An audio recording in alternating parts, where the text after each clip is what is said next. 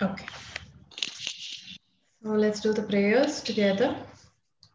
Om Medha Shiva Samaramam Shankaracharyammam Asmadacharya Paryampam Vande Vande Guru Guru Paramparam Saraswati Saraswati Varade Marupini Vidyarambam Karishyami Karishyami Siddhir Bhavat Siddhirbhavati Me Sada Om Sahana Bhavatu Sahanau Bhunaktu Sah Sahaviryam Veeryam Karavavai Tejasvinavadhitastu ma vidvishahai. Om Om Shanti Shanti Shanti Shanti Shanti Vasudevi Vasudevendra Tattvabodha Tattvabodha Moksha Mokshamhitarthaya Tattvabodha. Vidhiyate. Om Namah Shivaya. Om Namah Shivaya. Okay, so which topic were we doing last class? Atma. Atma. And we began with this statement, Madhyam Shariram. Basically, the gist of this is that what is possessed by me cannot be me, right? Yes. So what belongs to me is not me. That is the understanding. And by extension, whatever is experienced by me is also not me. This is the Drik Drishya technique. Whatever is experienced by me is not me. The external world is experienced by me, therefore it is not me. My body is experienced by me, therefore it is not me. Even my mind is experienced by me, therefore it is not me. The experiencer is always different from the experienced. Okay? And you as Atma are always the experiencer and never the experienced object. So this is the understanding. This is the logic.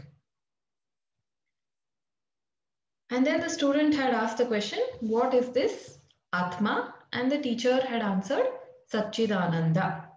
And we were discussing the word Chit. So one more important thing here is that Sat, Chit and Ananda, you have to remember that they are not three attributes of Atma. It is not like that. Why? Because Atma is Nirguna, attributeless, beyond attributes. Okay, so we cannot ever say that Atma has three attributes and they are Sat and Chit and Ananda. That is a wrong statement. So, but for the purpose of explanation, for understanding, we need something, right? So we look at these three aspects. Finally, you will see that they are actually not different. Sat is Chit and Chit is Sat. Where consciousness is there, there is existence. And where there is existence, there is necessarily consciousness. Okay, so this understanding is there. And of course, they are inseparable from Ananda. And what exactly is Ananda? In today's class, we're going to see. So these three aspects are there. Sat, Chit and Ananda. And Atma is of the nature of Sat, Chit and Ananda. Okay. Of the nature means it is its own nature. It is inseparable from it. Now we were looking at the Chit part and we said Chit is the consciousness principle. And we saw 5 points regarding this consciousness. We will revise them now. Now remember that this word consciousness is synonymous with Atma in this context. meaning you can replace consciousness with Atma, and all of these statements are still valid. So instead of reading this first line as consciousness, if I read it as Atma, it is still correct. Okay, consciousness or Atma is not a part, product, or property of the body. Atma is an independent entity that pervades and enlivens the body. Atma is not limited by the boundaries of the body. Atma continues to exist even after the death of the body. And this Atma is not accessible because of the absence of the body medium. To reword it, the body medium is very much necessary in order to cognize Atma. Okay, so these 5 points we saw, and we saw it with the example of the electricity and the fan. So all of these statements hold good for electricity and fan example, just to help you understand. But of course, you must remember that all examples are limited, and so is that example too. Now, this 5th point, just to add one more, little bit more information about this. So this surviving consciousness is dependent on the body-mind sense complex, the body medium. Just like how the fan is dependent on the electricity, right? And the fan or any medium is required to identify electricity. To know whether electricity is there or not, you require some object. In the same way, you need some medium to know whether to cognize or to access this consciousness. Now, frequently, people get this question that if Atma is one, we keep saying, no, Brahman is one, Ekam Brahman, and all these things. So if Atma is one thing, if there is only one Atma, then why are there so many jivas? Why are there so many bodies? Right? We get these questions. And more importantly than all of that, if we are all one Atma, why do all of us behave differently? We all have different personalities, different behaviors, and not just among human beings, but among the species also. Human beings are very different from dogs. Dogs are very different from plants, and so on, right?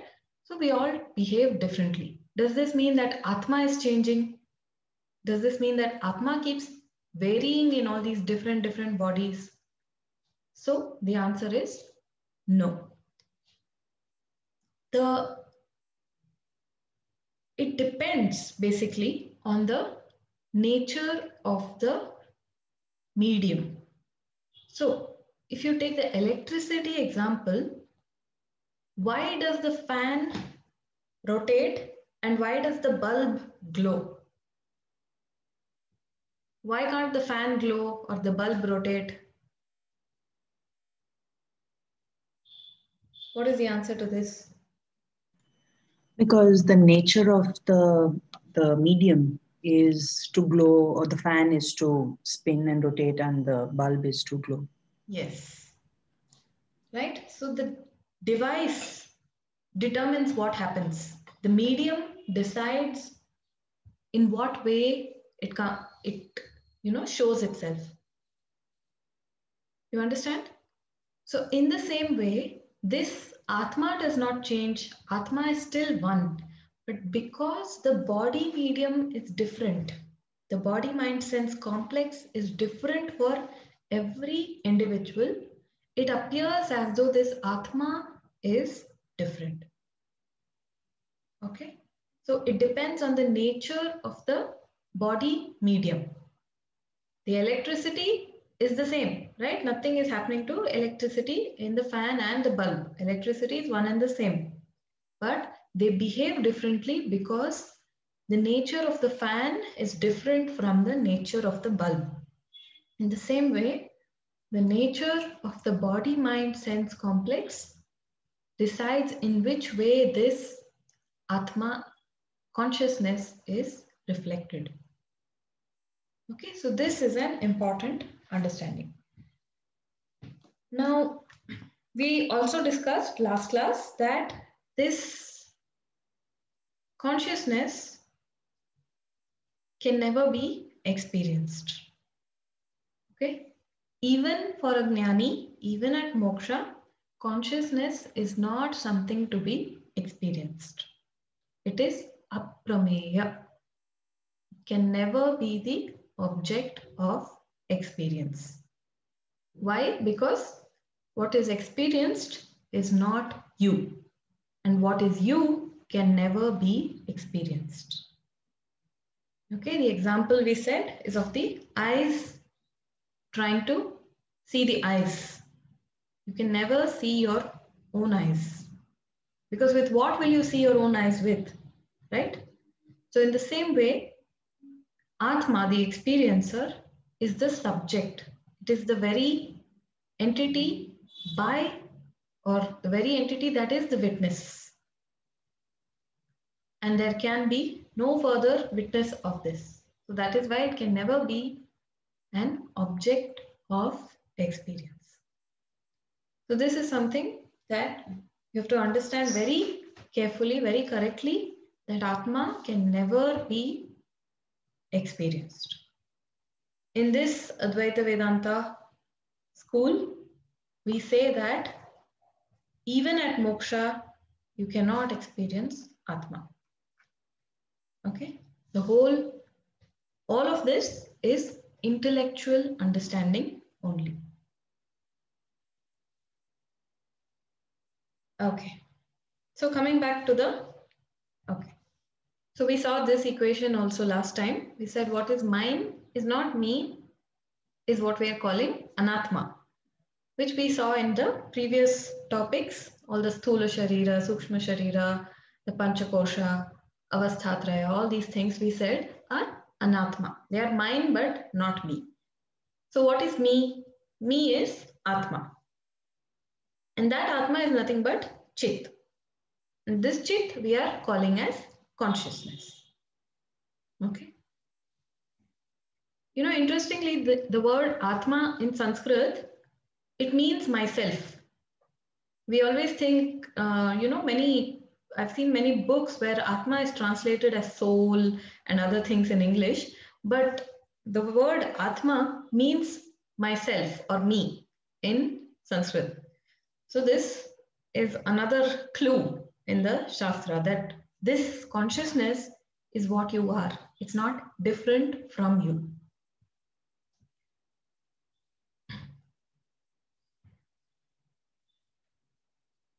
Now, in the Upanishads, there are different Mahavakyas that appear.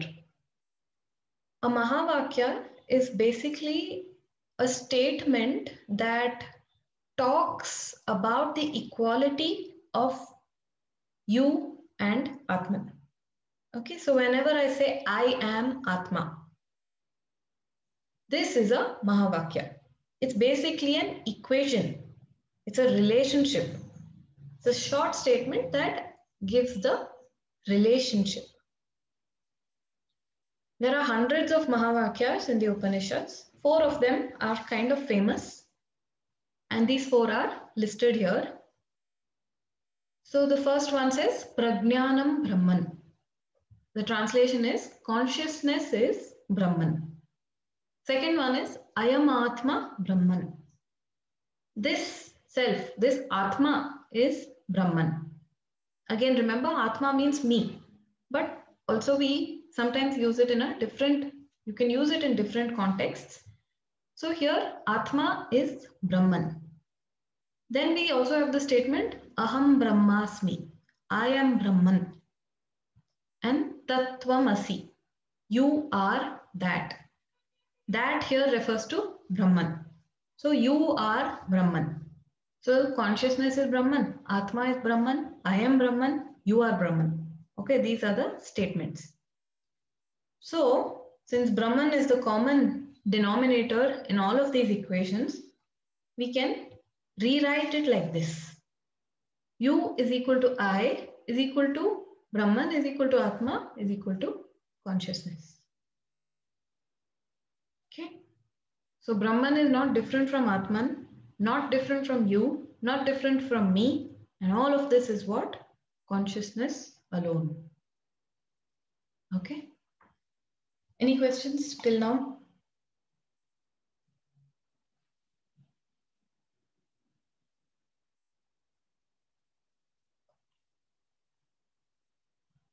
Okay. So now basically we have entered into the crux of the study from this point on. And the entire next portion of whatever you study will be this analysis. What is this consciousness? What is this Brahman, Atman? What is the relationship of each of them with each other? Is there, first of all, a relationship of each of them with each other? For a relationship, you need two things. Are there even two things? So these kind of enquiries will begin. And not just in Tattvabodha, but as you progress to Bhagavad Gita and the Upanishads, the whole study is this dissection.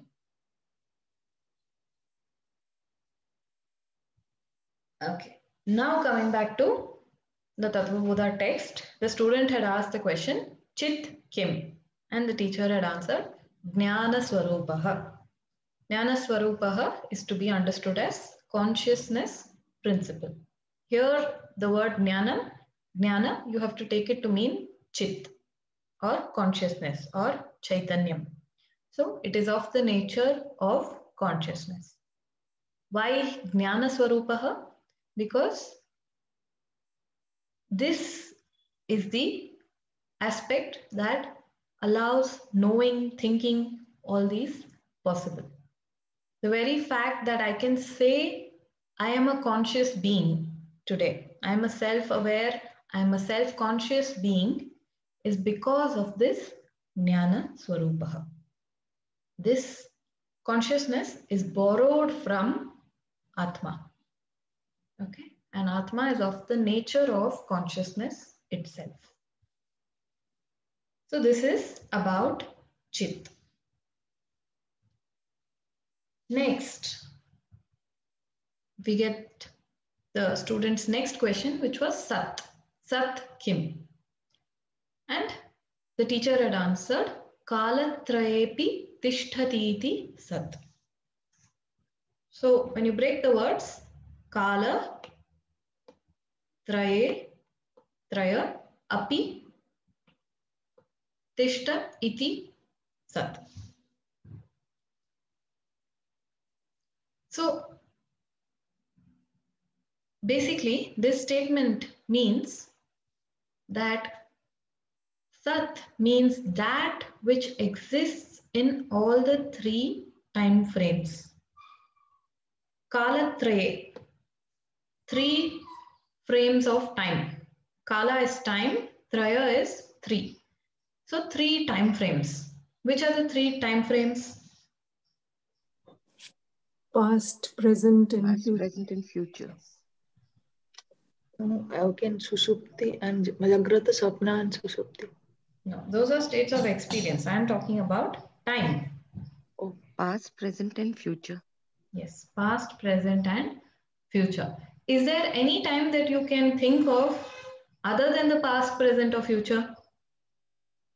No. No, right?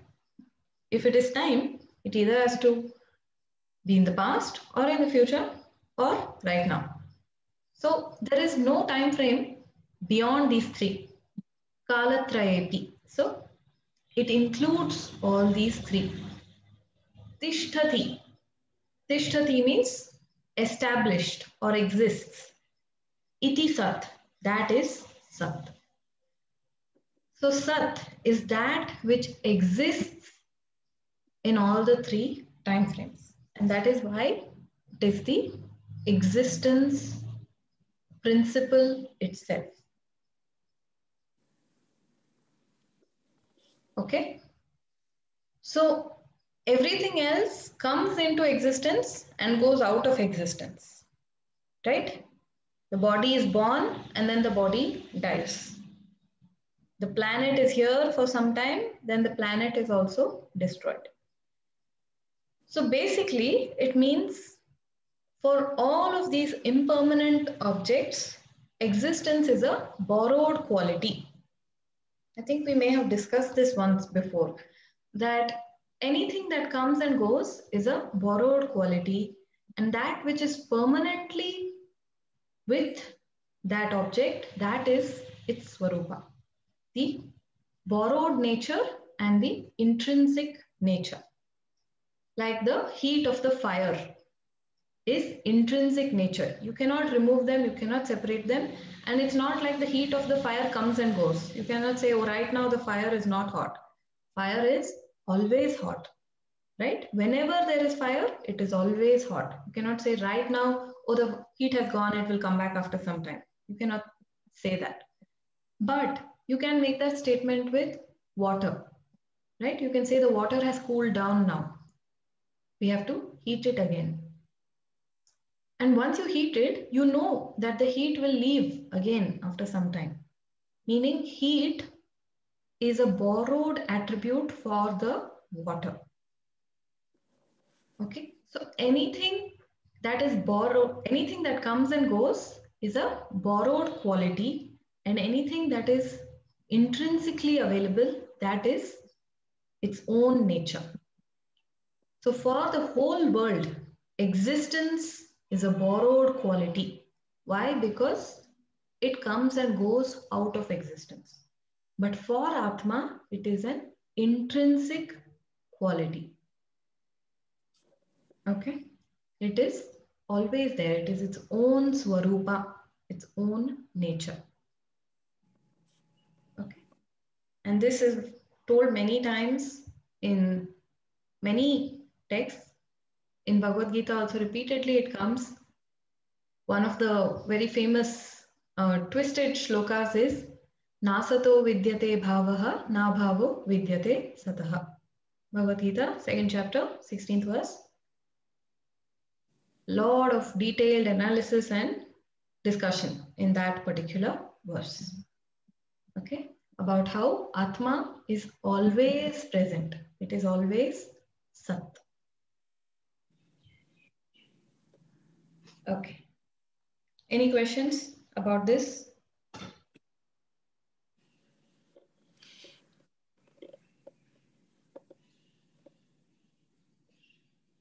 Okay, so Sat is independent existence, and this independent existence is what supports all other existence. So with this we have finished Sat also.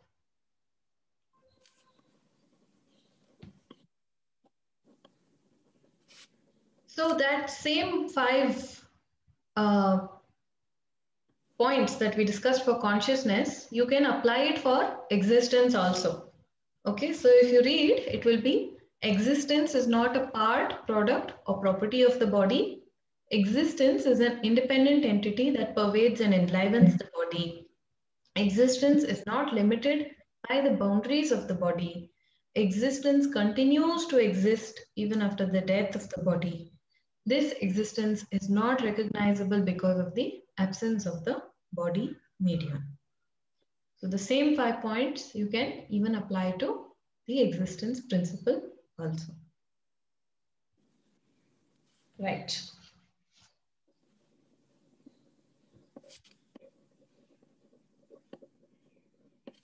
Then, now we come to the last one, which was Ananda. So the student had asked, Ananda kaha? Out of Satchidananda, we have finished Satanchit, now Ananda. And the teacher replies, Sukha Swarupaha, of the nature of Sukha or happiness. Now this has to be understood carefully and correctly. Generally, happiness, what we call Sukha, is an emotion that comes and goes. But here, this we are not talking about exactly that. Okay, because that happiness is finally just an emotion, and of course it just comes and goes. But here, this is not the idea. The word Ananda has to be understood as Ananta Ananda. Ananta means limitless. So basically, this Atma is Ananta.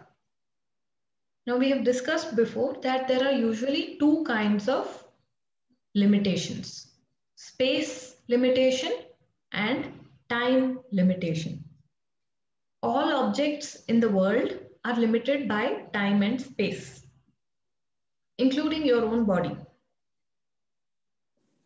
An object is born and then it dies, right? And it occupies some amount of space. It cannot be in two places at once. But this Ananta, this Atma, is without any boundaries whatsoever. It is not bound by space, nor is it bound by time. So we already discussed in Sat, Trikale api tishtati. It is present in all the three time frames, and it is not bound by space also. Okay? So you cannot ever say that Atma is only here and not there. It is all pervading. So a lot of people go to, Kailash and Vaikunta and all these places and say, God is in Kailash. But we as Vedantins will never say God is in Kailash. Any idea what is the correct statement? God is everywhere. God is within us. No. Use the Kailash same, is in God. Kailash use is the in God. same statement, God is in Kailash. Just rearrange or do some little manipulation with it. What would be the correct statement? Kailash is in God. Okay.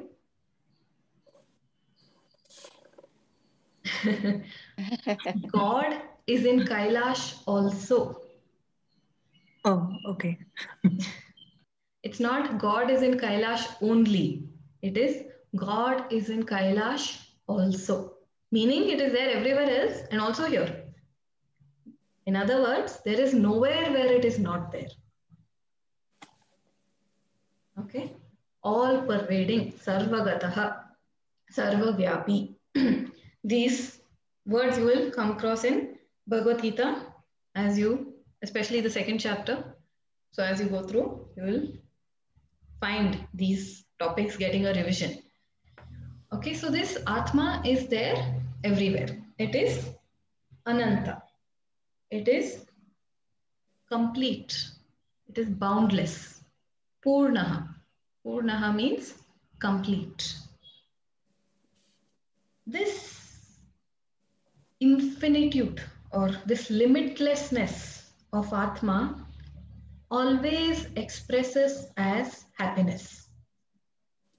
Limitlessness always expresses as happiness. Only when there is a lack of something, that expresses as sorrow. Only when you feel a lack of something, it expresses as sorrow. Okay? This is an important understanding. Now, it is the human condition. It is the nature of our, how we are, that we feel apurnatvam most of the time or all the time, almost everybody, right? We always feel incomplete. We always feel something is missing. And this is the cause of our restless behavior. This is why we go on searching for things. In today's world, it is always about the next experience, the next object. We believe that acquiring more and more objects make us feel makes us feel happy. But we don't understand that that happiness is temporary. Why is that happiness temporary? Because that object itself is temporary. How can any impermanent object ever give you permanent happiness? It itself does not have permanency, and it cannot offer you any kind of permanent satisfaction. Okay? This understanding we need to develop. And there is one more point, that no number of finite objects will ever become infinite. Acquiring even a large number of finite objects is not equal to infinity. Even in maths, when you add a bunch of finite numbers, you may get a very big finite number, but a very big finite number is not infinity, right? So we feel that we can achieve expansion by acquiring objects, but this is a false notion. This again eventually leads to more and more problems, but it is not the solution. Okay, so this Ananta, you are already that. We just need to realize and understand that I am Ananta. But because of avidya, the moola avidya, I have forgotten, or I don't know what is my own true nature. Because of that, I keep running around in circles, searching for external objects to satisfy me. But it will never bring satisfaction, because satisfaction is not something to be achieved. It is who you are. It is your very nature. It is just that you don't know, and that is why all the problems. Okay. So this sense of incompleteness is what expresses as desire and eventually leads to sorrow. This lacking feeling is what we call as sorrow. So the opposite, I am infinity, I am everything.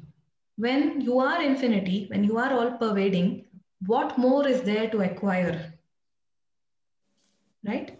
And so this expresses as happiness. And that is what the author means by Sukha Swarupaha, of the nature of Sukham or happiness or bliss. Okay? This Ananta will only happen, or the benefits of this Sukham will only happen when the identification shifts from this body, mind, sense complex to this Ananta Atma. The more I claim that I am the body, I am the mind, the more problems I will face in life. But the more and more I de-identify from this and claim that I am Atma, I am Ananta, then these problems go.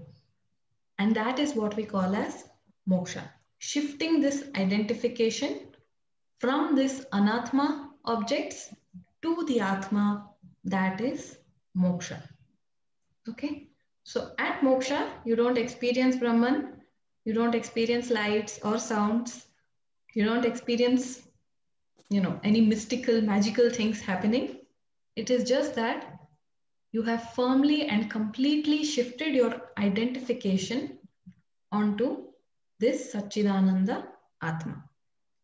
Okay, and so there can be no attaining even moksha for that matter, because you are already Brahman. How can you attain what you already are? It's not possible. The only thing is that you just don't know it, and through correct understanding, the wrong notions are removed, and that is moksha. Okay? Any questions?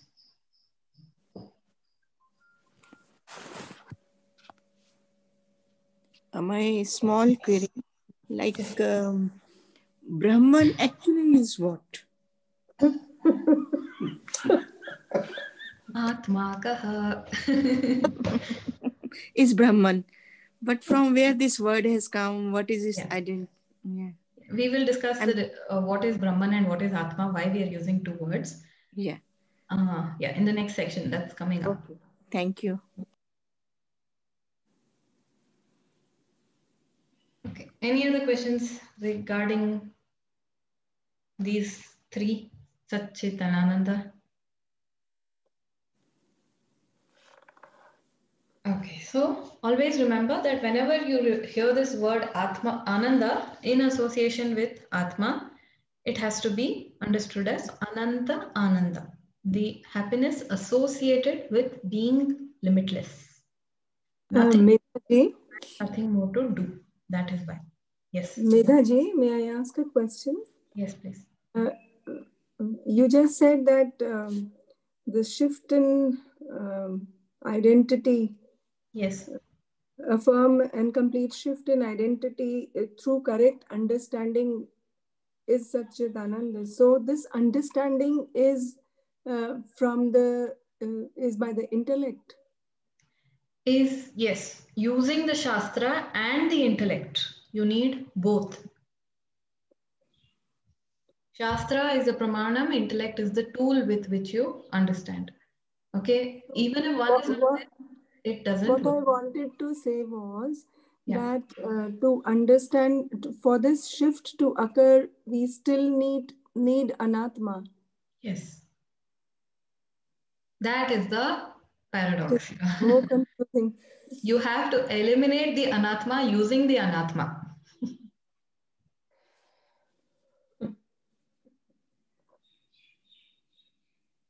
That takes time. That is why the process takes time.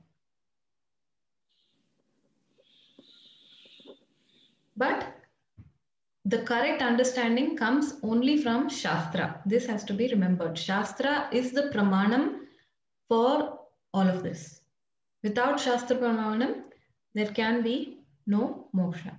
It's just like how without eyes, there can never be sight. Without Shastra, there can never be jnanam. Okay.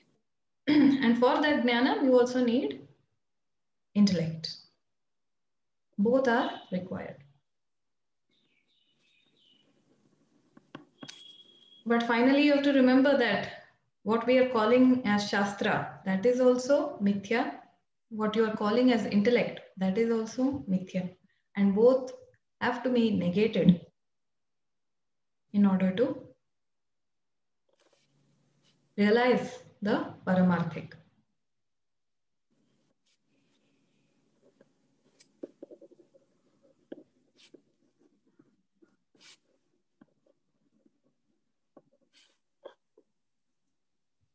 Okay.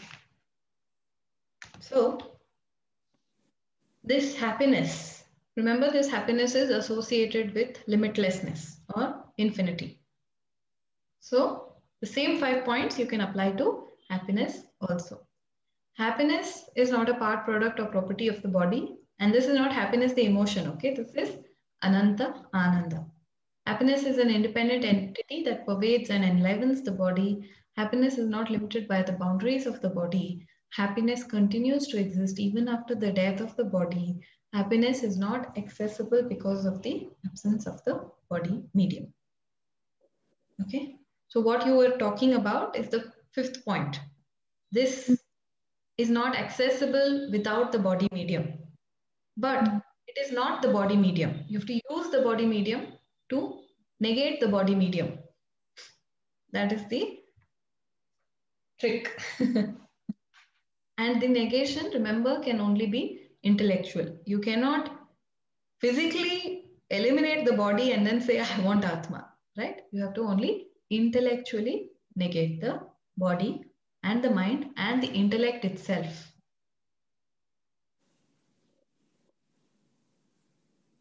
Okay, so with this,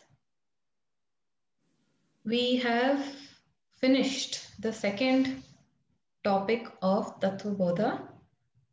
What was the name of the second topic?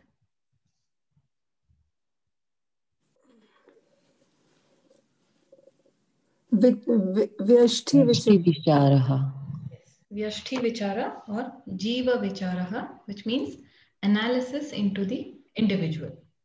Okay, so we till now everything that we looked at, we were discussing related to the individual.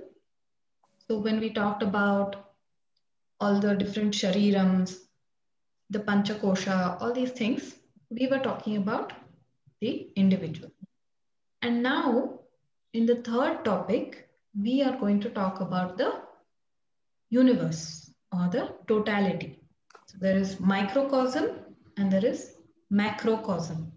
So now we are going to move on to the macrocosm discussion. And that is called as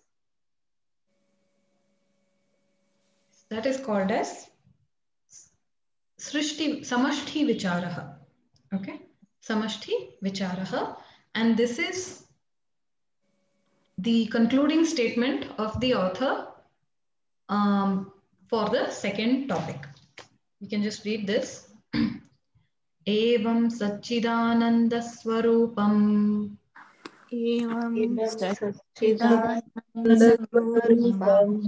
Svatmanam Vijaniyat. Swatmanam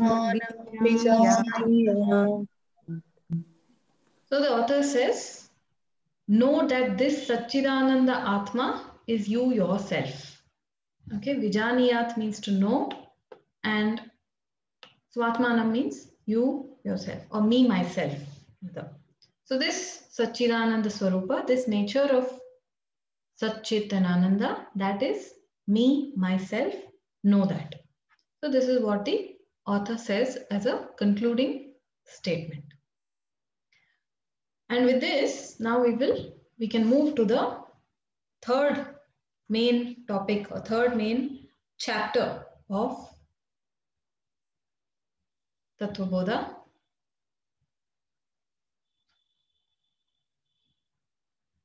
Yes. So it is called as Samashti Vicharaha. The word Samashti means totality or macrocosm. So from now on, we are going to be talking about things from the universal point of view. Till now, we were talking about the individual point of view. Now, universal or totality point of view. So now let's read this. Atha Chaturvimshati. Atha Chaturvimshati. Tattvopatti. Tattvopatti. Prakaram Vakshamaha. Prakaram Vakshamaha. Okay.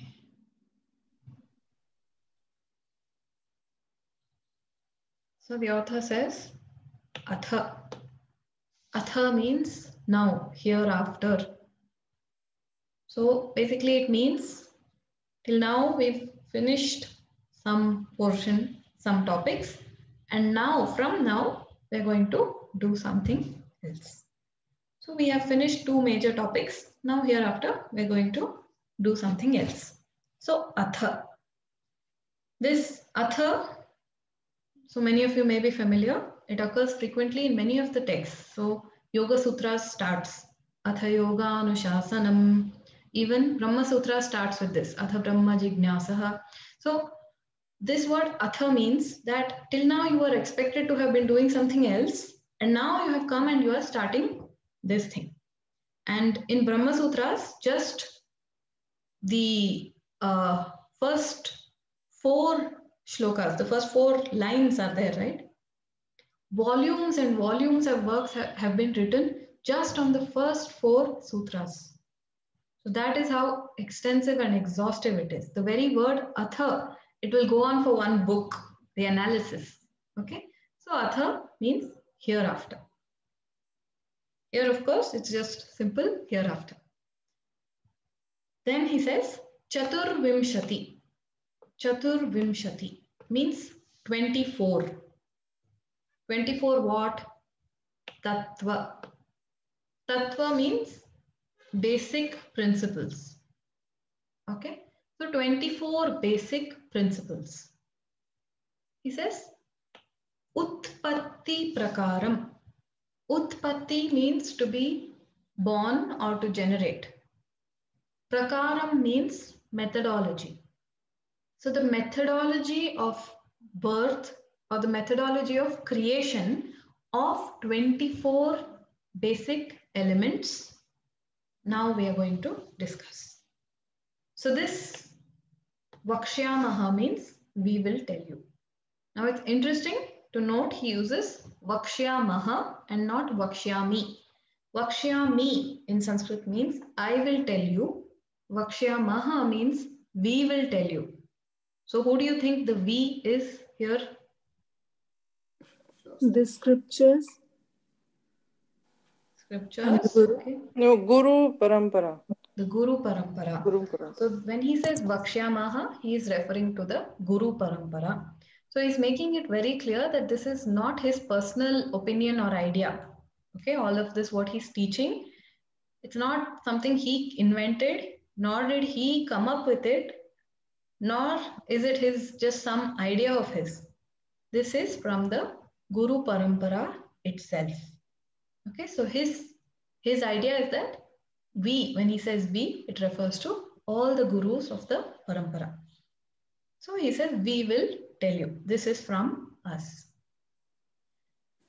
So basically, he's telling the mouth may be mine, but the words are from them, from all of us. So this is just to, another highlight towards the Guru Parampara, acknowledging that this knowledge has been passed down and it has been taught to me by my teacher, who was taught by his teacher, and so on.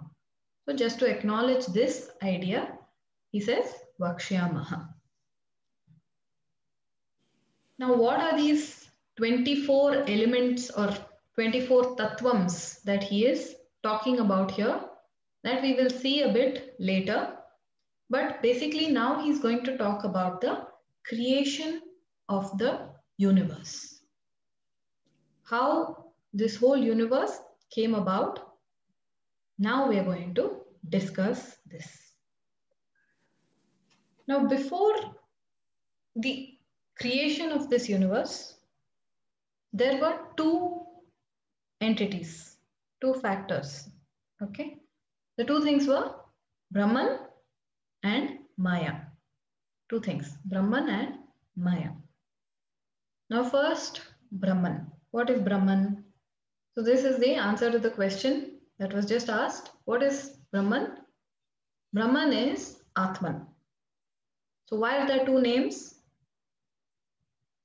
It is the same entity, but we have two names from two different points of view. For example, suppose there is a person who is at home, he is the head of the family, right? But let's say he is also the prime minister. So he is the head of the country also. Now at home, they will call him father. And in the office, they will call him prime minister.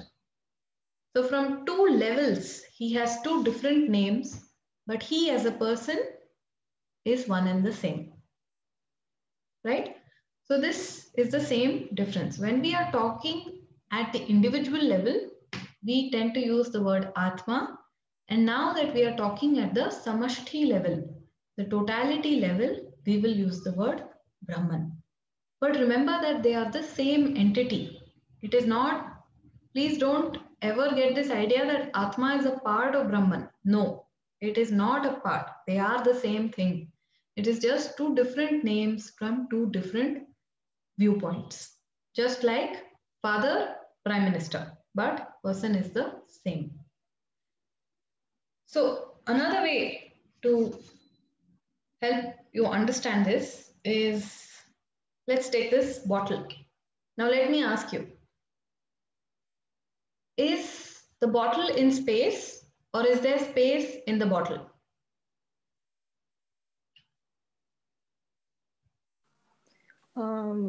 It is bottle in space. So there's no space in the bottle? If there's That no is- space, how do I fill it with There water? will be, but if you see grossly, it is bottle in the space And there is some vacuum or space in the bottle. Okay. So basically, both the statements are equally valid, right? Yeah. There is bottle is also existing in space, and also there is space inside the bottle. So when this bottle is here, there is an inside the bottle and outside the bottle, right? The space within this is called inside, and outside this is called outside. Now suppose I remove this bottle from here. Now tell me, is there inside and is there outside? Suppose I say now, in this space, there is inside and outside. Is that relevant? Does it make sense? No. No. Now I bring the bottle back and I say inside, outside. Does it make sense? Yes. Yes. So the words inside and outside become relevant only because of the walls of the bottle, right? Only because of the boundary offered by this bottle, there is a seeming division of space where you can say inside and outside, right? Space seems to have been divided into inside and outside only because this bottle is there. If I remove the bottle, it makes no sense to say inside or outside. There is only space. Now, tell me one more thing. Can space ever be broken or divided? No, it's not possible. It is impossible to break space, right? You cannot hold it in your hand and try to break space. This division of space that comes up because this bottle is there inside and outside is only a superficial division. It is only an apparent division. It only appears as though space is being divided into inside and outside, but actually nothing has happened to space. Space is one, right? Space is unbreakable, indivisible. It is one only. All space is only one. It only appears to be divided into inside the bottle, outside the bottle, inside the building, outside the building, and all these things. The division is only superficial. It is only apparent. There is no real division or breaking of space. Is this concept, this idea very clear? Yeah. Right. If this idea is clear, then you will understand the difference between Atma and Brahman very easily.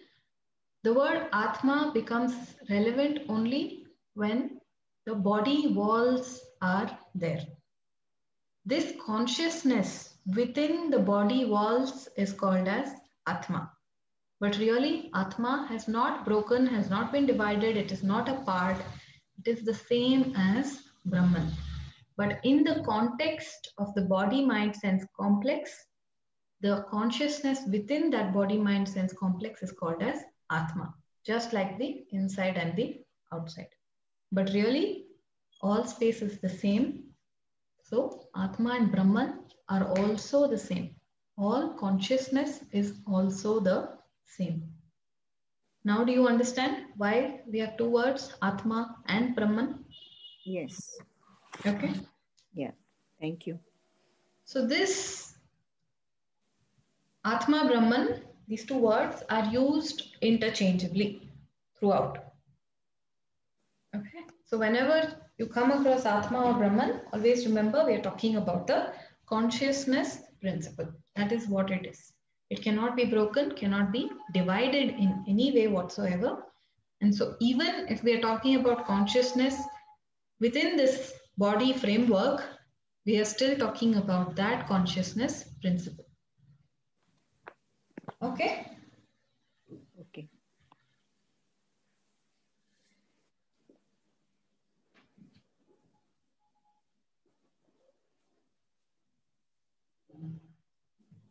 Now, we'll just read this line.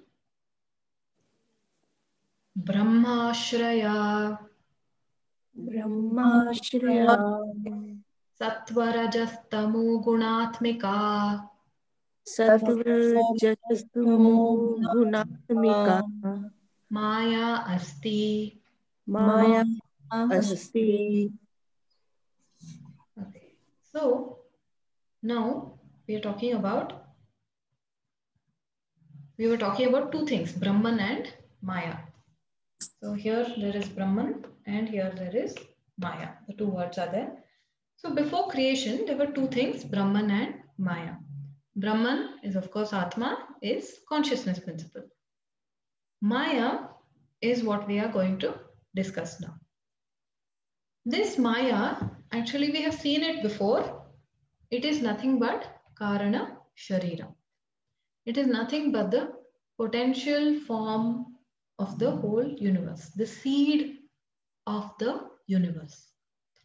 Now remember the law of conservation, right? It says that nothing can be created, nothing can be destroyed. So there is only a transformation, there is only a change of state from avyakta to vyakta and vyakta to avyakta, right? This avyakta, we said it is unmanifest, not available at all for any kind of perception or investigation.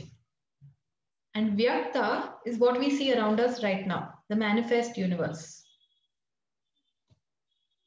Okay, so this avyakta state, this potential existence, we are calling that as Maya.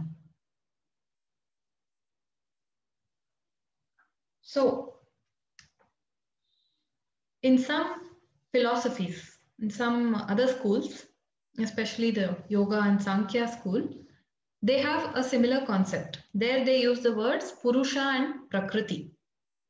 Okay, so that Purusha and Prakriti is somewhat can be correlated to Brahman and Maya, but there is one very important fundamental difference. So both schools will say that this Brahman Maya combination is required for creation. There also they say this Purusha Prakriti required for, both are required for creation. But one very important fundamental difference. There they say that both this Purusha and Prakriti, or this Brahman and Maya, are two infinite principles. But as Vedantins, we don't accept this statement because it has a very big logical flaw. What is it? Why can you not say that Brahman and Maya both are two infinite principles? There are two. You're saying there are two, dual. So, Infinite can be only one. why? Because it is limitless. It has no beginning, no end. So what happens if there are two? One would clearly have to end. So one would be finite for the other to be infinite. Exactly. No, both would become finite. Both would become finite, yes. Yeah. Both would limit each other. Whenever you say two infinite principles, it is logically inconsistent because there can never be two infinite things. Infinite means what? Limitless by both space and time. If you say there are two such things, then both automatically limit each other because one must end somewhere and that is where the other must begin, right? Which means there is a boundary there, which means it is not limitless. So there can never be two infinite entities. There can only be one infinite entity. And so that is why, as Vedantins, we don't accept the statement of Sankhya and Yoga when they say that Purusha and Prakriti are two infinite principles. We say there has to be only one infinite principle. And for us, that infinite principle is Brahman. Okay? For us, that infinite thing is Brahman. It is only one thing. So then Maya is now dependent on Brahman for existence. Okay? That is what the word Ashraya means. Brahmashraya Maya. This Maya is there, which is dependent on Brahman for its existence. And I hope you remember the Satyam and Mithya topic we discussed, what exactly we mean by dependent existence. Just like how the table is dependent on wood for its existence, the same way Maya is dependent on Brahman for its existence. Okay, table and wood, remember, the table is inseparable from the wood. The table can never exist independently from the wood. If I tell you, you keep the wood, give me the table, it is not at all possible. But the wood can exist independently from the table. If you just remove the form of the table, wood is still there, right? You will just call it wood that time. You will not call it table. So this nama rupa, name and form, is nothing but this mithya, this Maya. Okay, this Maya is dependent on Brahman for its existence. Brahman is Sat, everything else is Mithya. Okay, Shankaracharya's very famous statement, Brahma Satyam Jagan Mithya Jivo Brahmaiva Napara. This is what it means, that only Brahman is Sat, everything else is Mithya, dependent, and actually there is no difference between Jiva and Brahman. You are that Brahman. So this is the main idea. We'll stop here for today, and then we will understand more about what role this Brahman and Maya play in the creation, for creation to happen. This we will see in the next class. Any questions?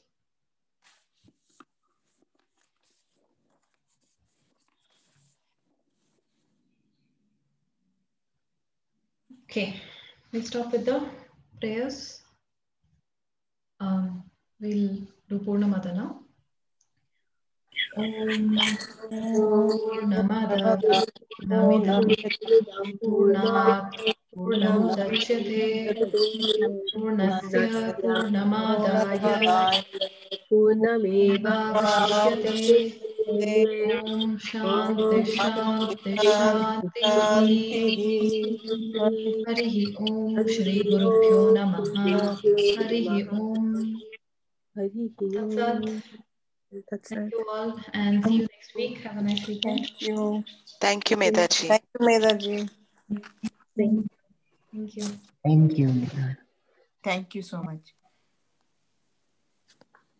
Thank you.